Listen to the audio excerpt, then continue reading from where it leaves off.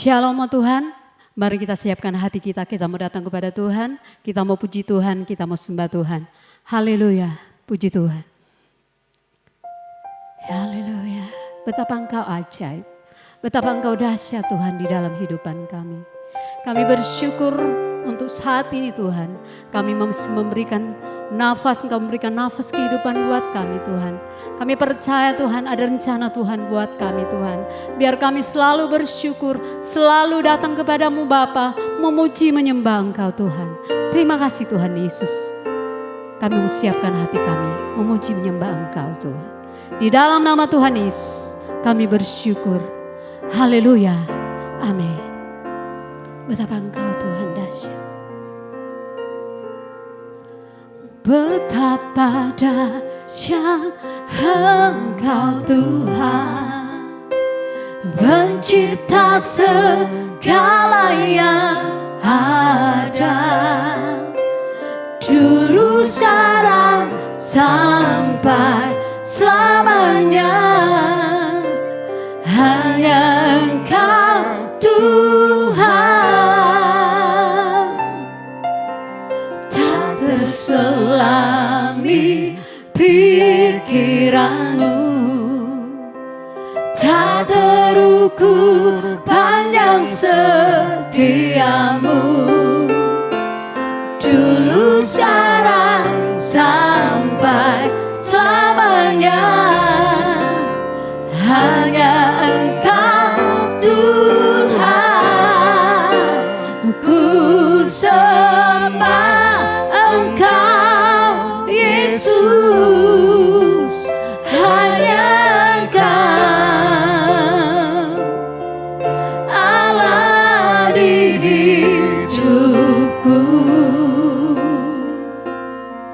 tiada yang lain, hanya Kau, hanya Engkau Tuhan selamanya. Kau tetap Allah walau dunia semua bergoncang, tak tergoyahkan, tak tergoyahkan. Kau tetap Allah.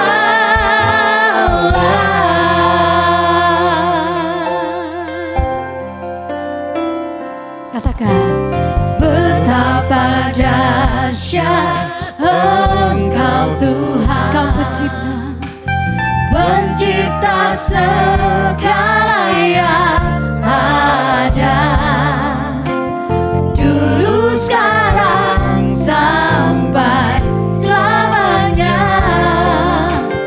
Hanya Engkau Tuhan, tak terselami, tak terselami pikiranmu, tak terukur panjang setiamu,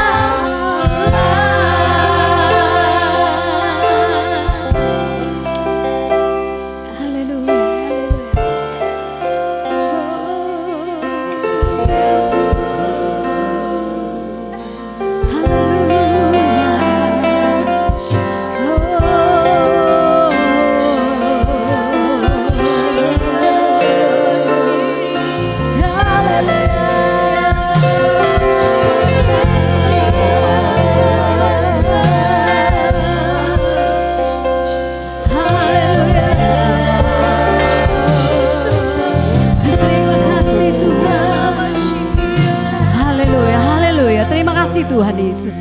Kami bersyukur, kami bangga punya Tuhan seperti-Mu Tuhan. Kami bersorak-sorai di dalam Tuhan. Di dalam nama Tuhan Yesus sama-sama kita katakan amin. Berikan kemuliaan bagi Tuhan Yesus. Haleluya.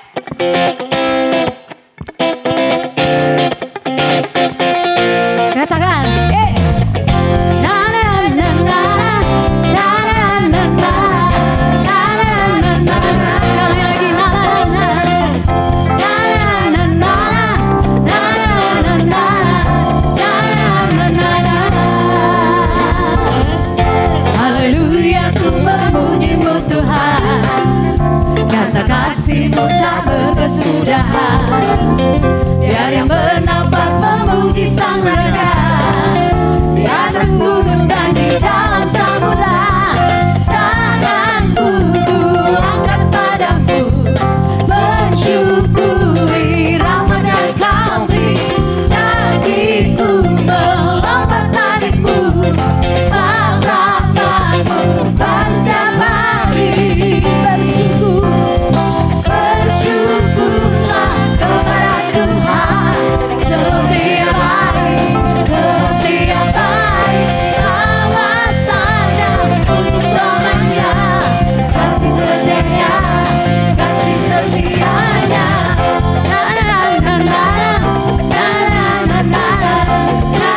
Katakan haleluya, haleluya, ku memuji-Mu Tuhan, karena kasih-Mu tak berkesudahan.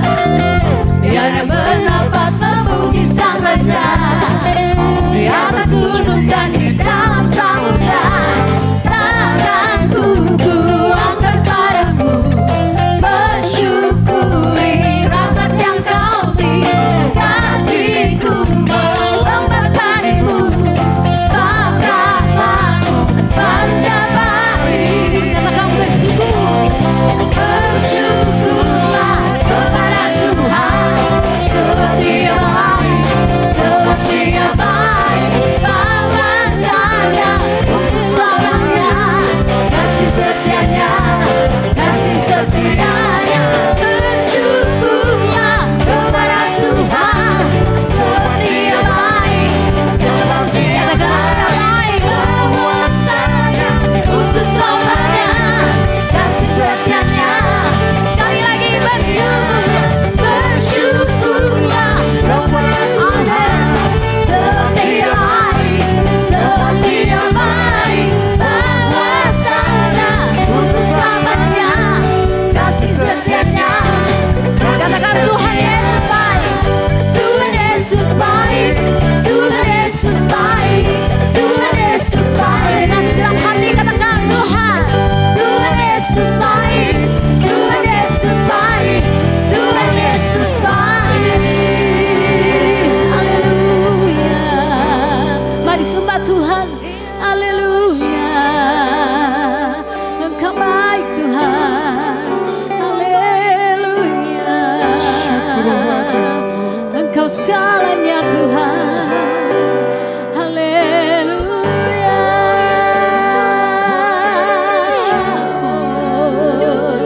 Terima kasih Tuhan, Kau sangat baik.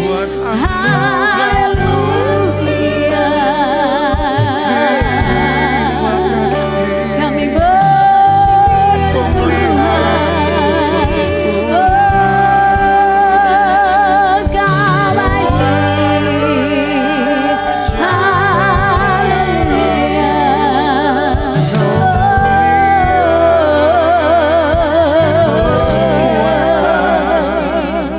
Terima kasih Tuhan, sebab Engkau Allah yang besar. Tidak ada Allah yang seperti Engkau Tuhan. Haleluya.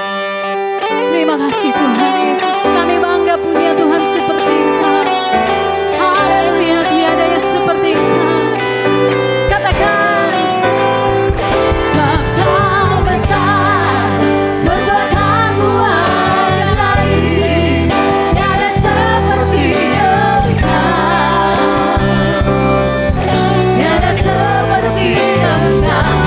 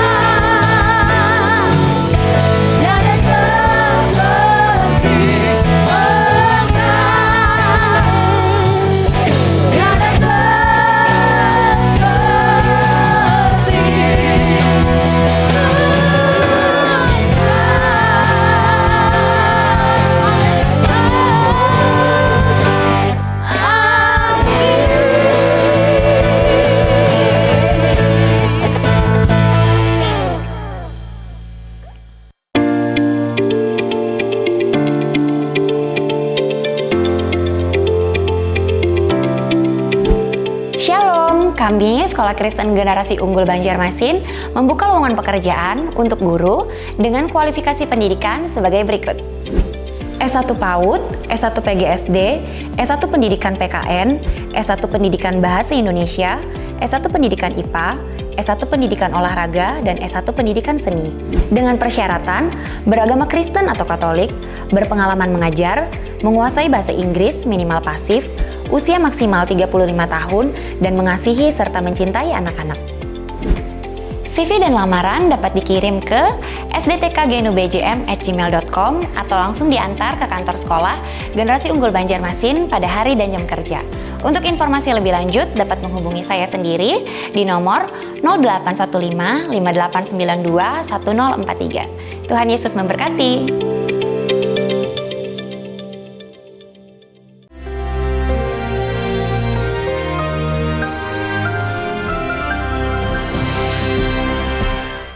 Kalau kita hari ini warga kerajaan kita pergi ke mall kemanapun, yang diperiksa itu adalah temperatur di sini. Nah seringkali saya lihat ya pernah sekali kedinginan, tidak tahu gimana alatnya, error 34. Tapi sebetulnya yang harus diperiksa itu hati kita. Hari ini let us check keadaan hati kita, harusnya panas bagi Tuhan. Karena saya punya pengalaman, kalau ada kehadiran daripada Tuhan jadi hangat. Ada kasih itu hangat. Tapi ketakutan itu dingin. Bahkan literally kalau saya melakukan pengusiran roh jahat, temperatur bisa drop saudara. Karena itu membawa ketakutan. Di dalam 2 Timotius 1:7, maka dikatakan dalam terjemahan The Translation, God never give you the spirit of fear. Fear ternyata spirit, saudara. Ketakutan adalah roh. Karena itu lebih banyak orang itu jadi masalah karena ketakutan. Kalau ketakutan saling menyalahkan, bilang disantet, bilang pembantunya ada kuasa gelap. Saudara yang kasih, Tuhan tidak pernah memberikan spirit of fear. Tapi Holy Spirit dalam terjemahan The Translation give us mighty power. Berikan kita kekuatan yang luar biasa. Love and self-control. Sound mind itu self-control, saudara. Saudara, kita mendengar ada hamba Tuhan, rekan-rekan kita yang jatuh. Jangan disebarkan, jangan diceritakan. Karena itu tidak mempermuliakan Tuhan. Doakan saja. Tetapi sesungguhnya self-control itu sangat kita butuhkan. Saya ingat apa dikatakan oleh Nelson Mandela. Dia berkata bahwa kamu boleh punya hikmat seperti Salomo, memuji Tuhan seperti King David, kamu punya yaitu hebat berperang seperti Yosua, tapi kalau kamu tidak punya penguasaan diri, self control seperti Joseph, kamu akan berakhir seperti Simpson, buta, jadi pelawak, jadi tertawaan, mempermalukan Tuhan. Pasti nggak ada daripada kita yang mau itu. Ingat, mulainya daripada roh ketakutan. Menghadapi keadaan saat ini. Boleh pandemi, tapi kuasa Tuhan di atas segalanya. Dia memberikan pada kita agape. Agapau itu kasih ilahi. Dan kemudian dinamis, kuasa mengadakan mujizat dan self control. Keluarga kami diselamatkan karena satu ayat ini. Ada salah satu anggota keluarga kita, dia mengalami depresi yang luar biasa.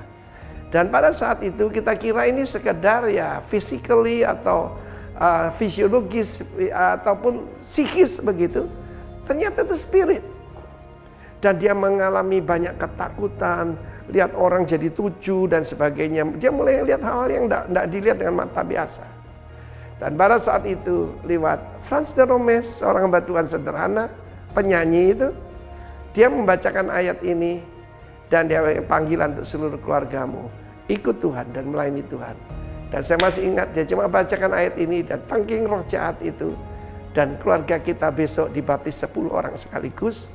Dan mereka semua adalah hamba-hamba Tuhan, penatua-penatua, para pemimpin di dalam rumah Tuhan.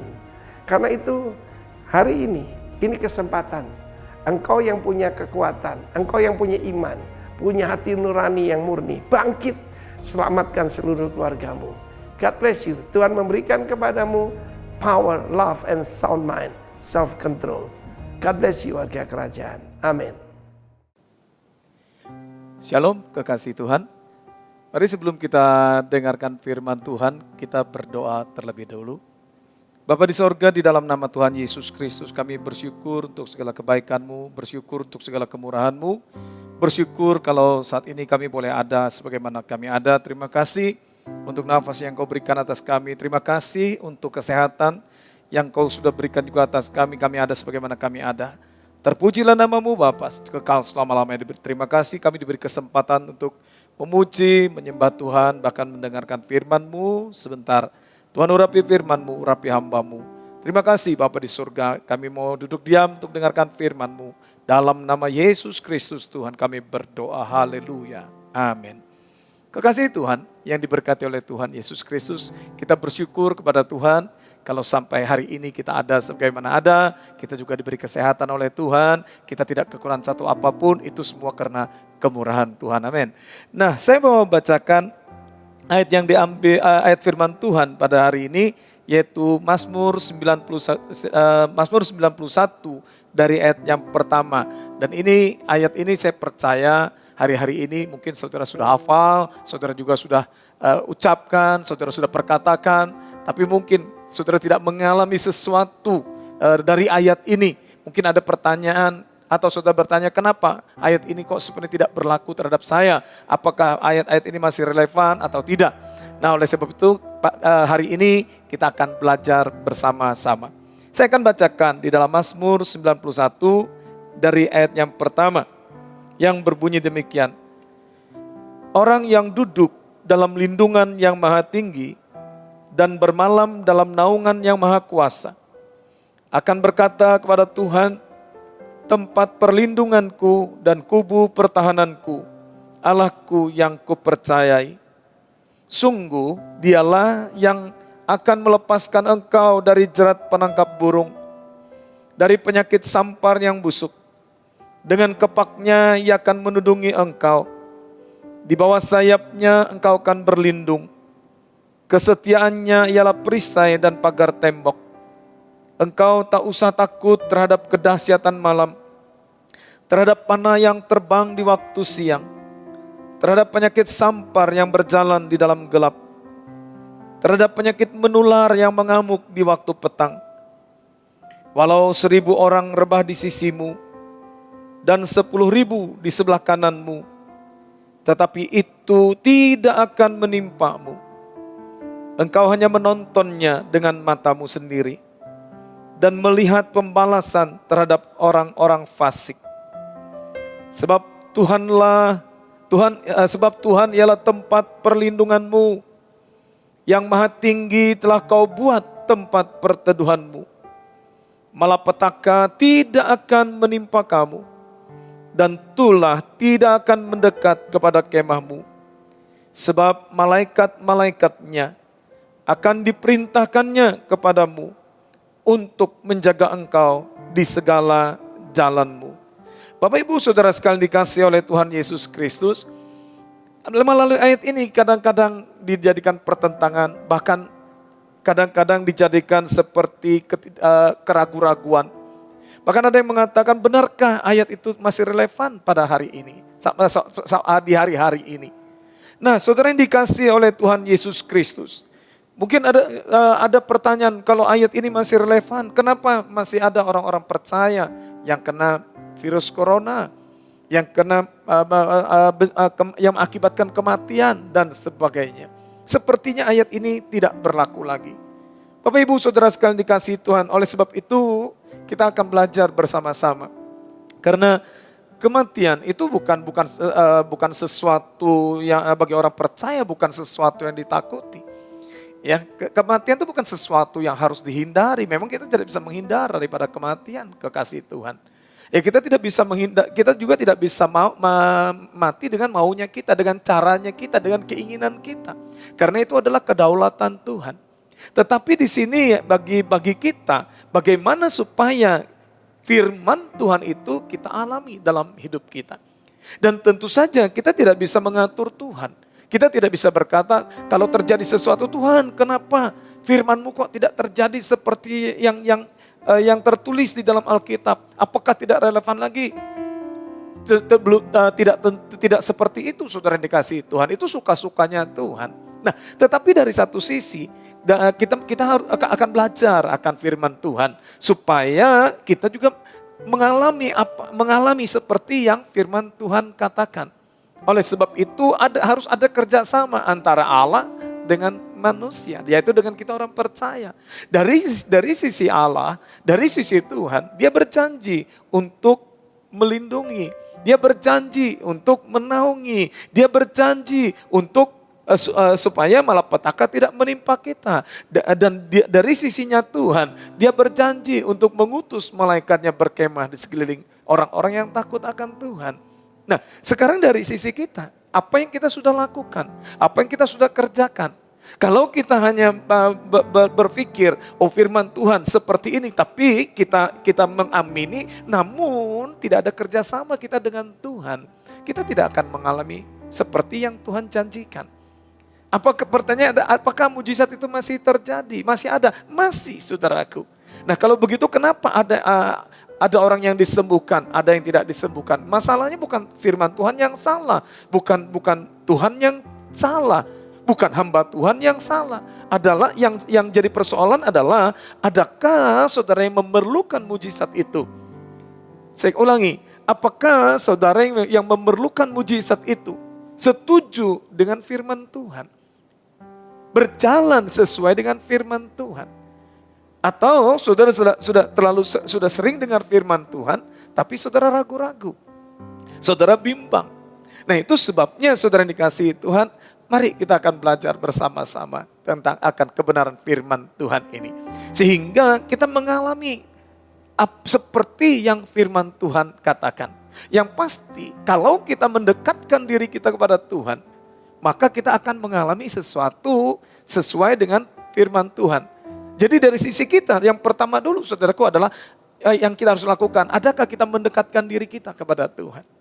Sebab kalau kita hanya sekedar tahu firman Tuhan, dan kita memperkatakan firman Tuhan, tetapi hati kita, hidup kita menjauh dari Tuhan, bagaimana kita bisa mengalami mujizat?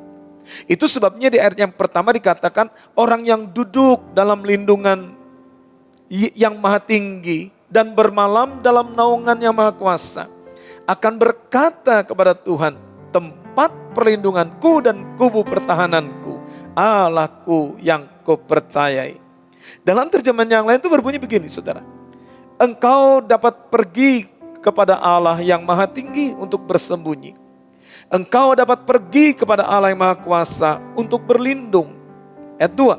Aku berkata kepada Tuhan, Engkaulah tempat perlindunganku, bentengku, ya Allahku, aku percaya kepadamu. Dalam terjemahan firman Allah yang hidup berbunyi begini, kami hidup di bawah naungan yang maha kuasa, terlindung oleh Allah yang di atas segala Allah. Aku ingin memaklumkan bahwa hanya Dialah perlindunganku, tempat yang aman bagiku. Dialah Allahku dan aku mempercayakan diri kepadanya. Yang pertama saudara yang dikasihi Tuhan, adakah kita mendekatkan diri kita kepada Tuhan? Nah, kalau kita mengharapkan, kalau kita hanya berpikir dan kemudian kita berkata, aku percaya perlindungan Tuhan ada atasku. Tetapi kita tidak mendekatkan diri kepada Tuhan. Kita tidak menyerahkan hidup kita kepada Tuhan. Bagaimana bisa kita mengalami perlindungan Tuhan? Bagaimana kita bisa mengalami terobosan? Bagaimana kita bisa mengalami perkara-perkara yang ajaib dari Tuhan? Itu sebabnya ya, saudara dikasihi Tuhan, dikatakan di sini orang yang duduk dalam lindungan yang maha tinggi ada penyerahan hidupnya. Dia menyerahkan hidupnya, mendekatkan dirinya kepada Tuhan. Yaitu duduk dalam lindungan yang maha tinggi dan bermalam dalam naungan yang maha kuasa. Baru dia berkata, tempat perlindunganku dan kubu pertahananku Allahku yang kupercayai. Bapak ibu saudara sekalian dikasih oleh Tuhan Yesus Kristus. Tidak kebetulan kalau hari-hari ini kita sedang disuruh berada di rumah. Selain untuk memutus rantai virus corona, tapi Tuhan juga punya tujuan, Tuhan juga punya maksud. Kenapa saudara yang dikasihi Tuhan? Di dalam Injil Matius pasalnya yang ke-6, Injil Matius pasalnya yang ke-6, saya bacakan dari ayatnya yang ke-6. Saya baca ayat 6. Apabila kalian berdoa, masuklah ke tempat ke dalam kamar. Saya ulangi. Apabila kalian berdoa, masuklah ke dalam kamar, kuncilah pintu, dan dengan diam-diam berdoalah kepada Allah yang di sorga. Maka Bapa yang mengetahui segala rahasia akan memberi kalian pahala. Kehadiran Tuhan, saudaraku, bukan saja di tempat yang orang banyak, itu juga tidak salah, saudaraku. Tetapi Tuhan Yesus berbicara di Matius 6 ayat yang ke-6. Masuk ke dalam kamarmu, kunci pintu. Dengan kata lain, di dalam penyerahan diri kita kepada Tuhan, kita harus berada kadang-kadang di tempat yang tersembunyi. Ya, istilahnya melockdown diri kita, saudaraku. Nah, disitulah Allah akan bekerja, disitulah Tuhan akan berbicara, disitulah Tuhan akan menyampaikan sesuatu. Kita belajar dari Tuhan Yesus. Kalau Tuhan Yesus itu, saudaraku, pada waktu dia selesai KKR untuk memberi makan 5.000 orang, laki-laki belum termasuk perempuan dan anak-anak. Selesai KKR, selesai memberi makan orang, murid-murid disuruh menyeberang lebih dulu. Apa yang Tuhan Yesus lakukan? Dia berdoa seorang diri. Sesudah selesai pelayanan, dia lebih banyak berdoa menyendiri. Ya, bukan berarti kumpul sama-sama itu salah, enggak, saudaraku. Nah, apakah ibadah raya itu Tuhan tidak hadir? Ada perbedaan yang perlu kita menyadari, saudaraku. Setiap orang percaya harus melayani Tuhan. Melayani Tuhan itu beda dengan melayani pekerjaan Tuhan. Melayani Tuhan itu setiap orang percaya adalah di mana melayani pribadi. Setiap pribadi lepas pribadi melayani Tuhan. Berdoa kepada Tuhan secara pribadi. Dan melayani pekerjaan Tuhan itu saudara bisa bermain musik. Saudara bisa besuk. Saudara bisa melakukan pekerjaan-pekerjaan yang lain. Itu melayani pekerjaan Tuhan. Tetapi setiap orang percaya harus melayani Tuhan. Nah, di sini dikatakan yaitu di mana kita melayani Tuhan, di mana kita berdoa, yaitu masuk ke dalam kamar, kunci pintu. Artinya kita melockdown diri kita sendiri. Alkitab mencatat, disitulah di tempat yang tersembunyilah, maka dikatakan dan dengan diam-diam berdoalah kepada Bapa yang di sorga, maka Bapa yang mengetahui segala rahasia akan memberi kalian pahala. Tuhan berbicara.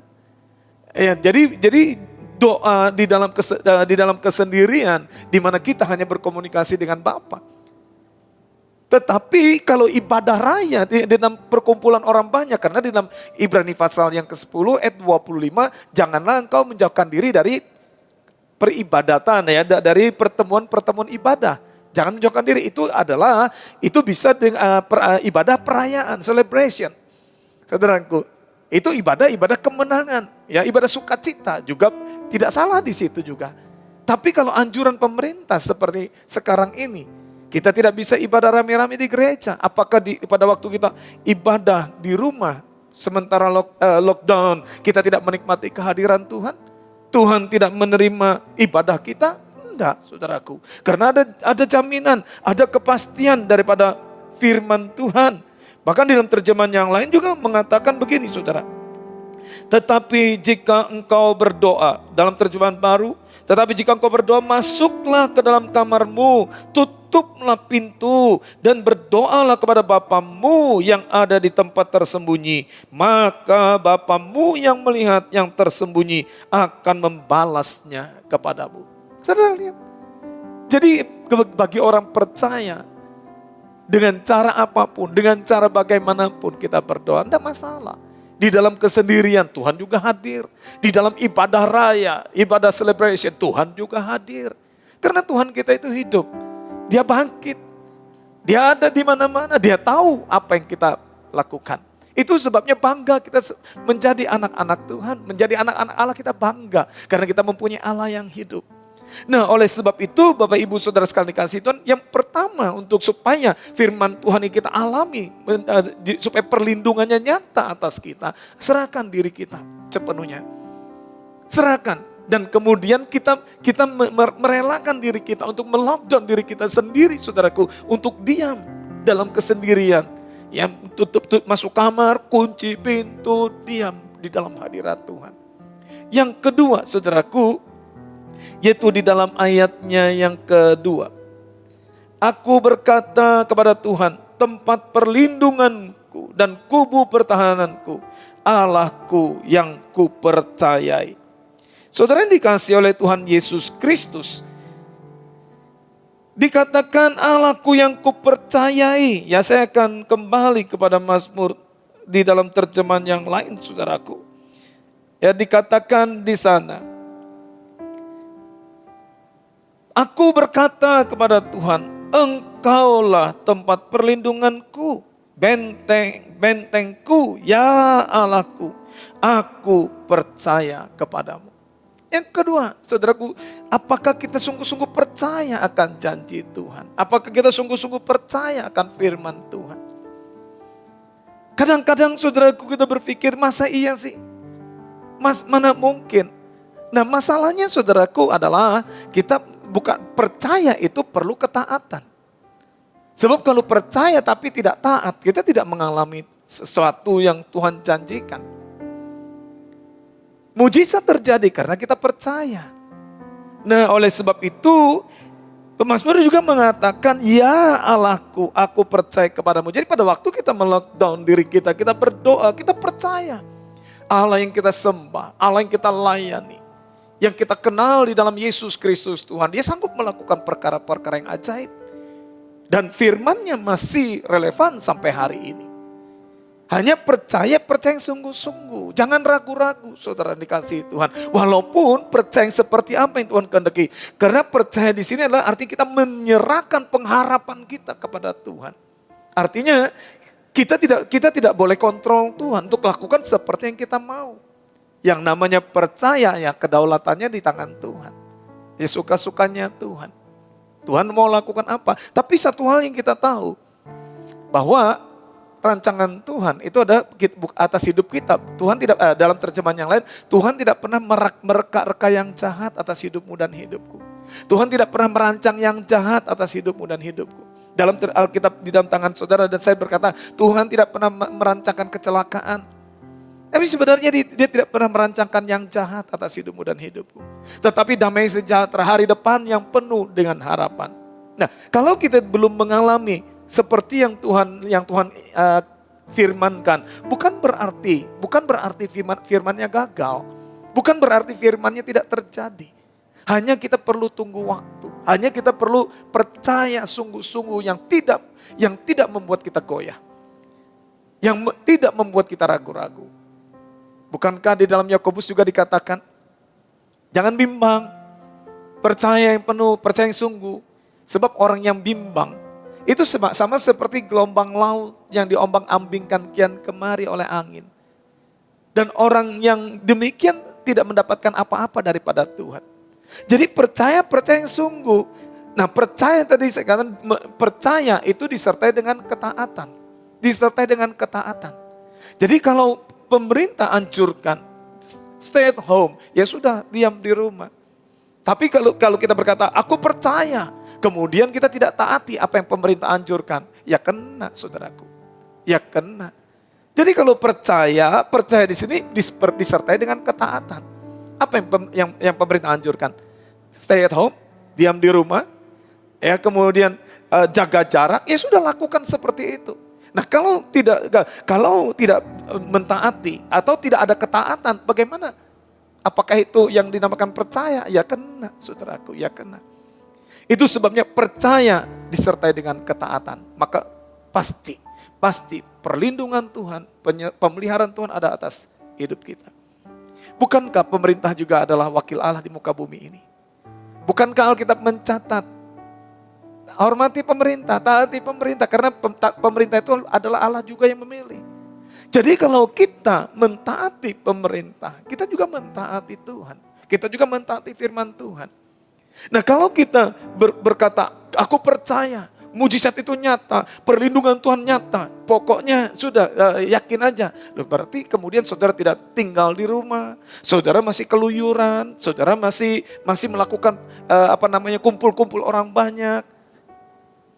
Maka cepat atau lambat saudara akan mengalami akibatnya. Jangan salahkan firman Tuhan.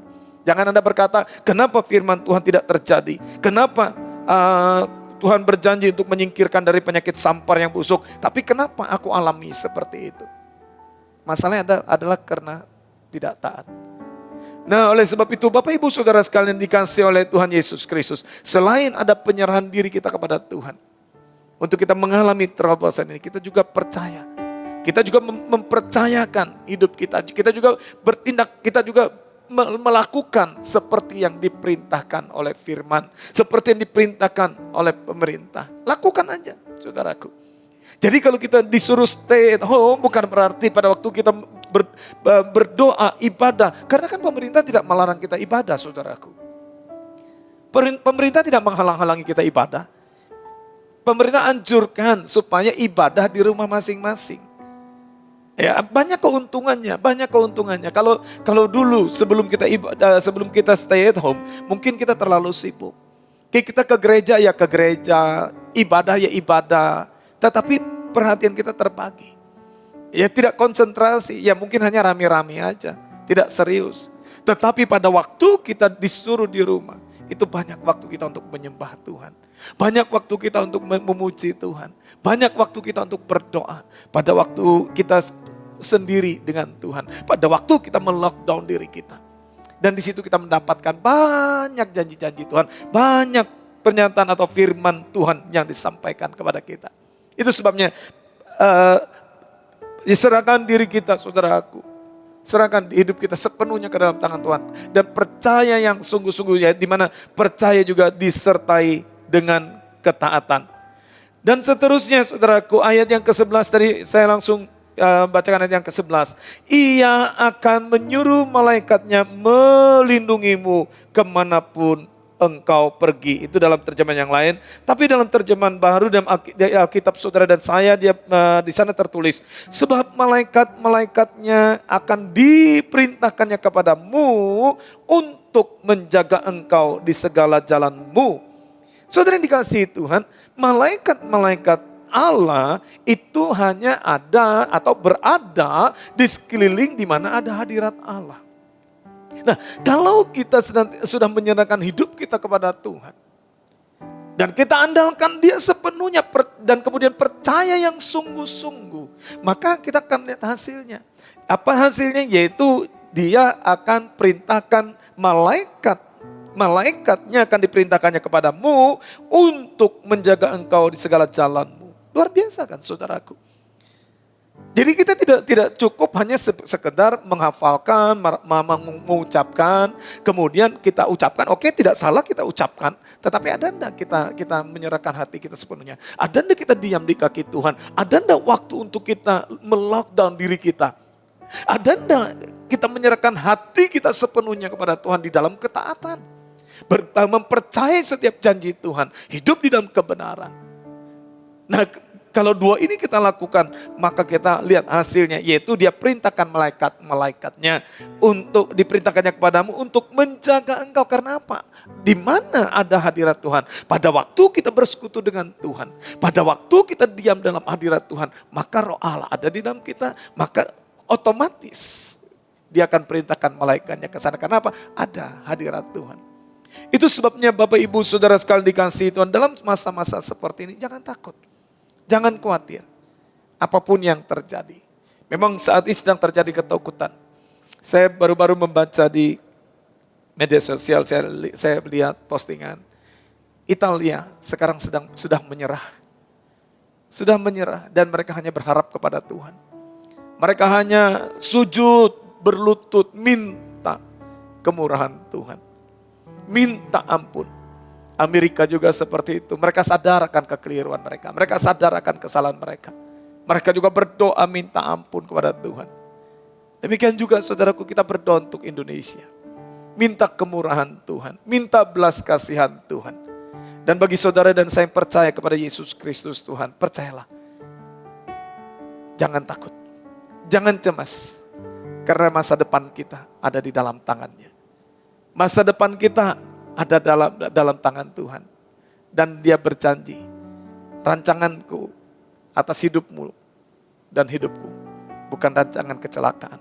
Dia tidak pernah merekarka yang jahat atas hidupmu dan hidupku, tapi damai sejahtera, hari depan yang penuh dengan harapan. Itu sebabnya dekatkan diri kita kepada Tuhan. Dekatkan. Jangan ragu-ragu, dekatkan.